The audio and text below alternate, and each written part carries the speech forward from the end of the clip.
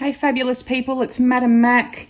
A couple of weeks ago I posted this granulated ring and I left one side blank to show you how I make little wax beads to feature in my designs. So stick around, all you'll need is your wax model, a spare block of wax, some type of soldering pen or soldering unit, and a little sponge to wipe the excess wax on.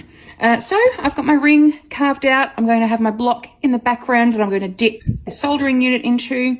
Let's get started. First of all, I'm using Ferris wax, the blue color, and I've got my soldering unit set to 350 degrees Celsius. I am picking up a little bit of wax and I'm just letting gravity do all of the work.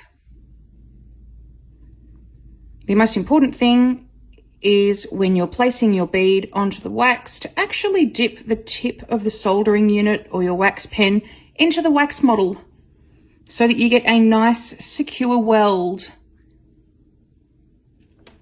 I'm just going to make my way along and continue on. It can be a little bit tricky getting the beads the same size at first, but you just have to keep a visual reference as to how far in you dip the tip of your wax soldering unit into the spare block.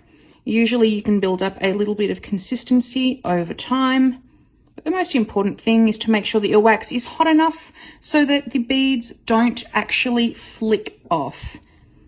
Now, I didn't file the model down very well, as you can see, but it doesn't really matter for this tutorial. It's so much fun. And most of my designs feature these cute little beads.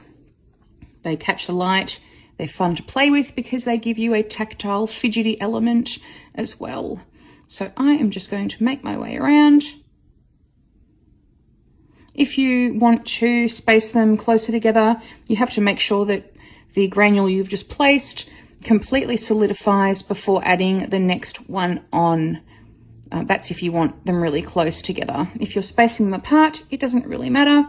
Now, what happens is if one is too hot and then you place the next one right next to it, it kind of becomes one big giant blobby mess. And if that happens, you can either wait for it to cool or gently just flick it off with your nail.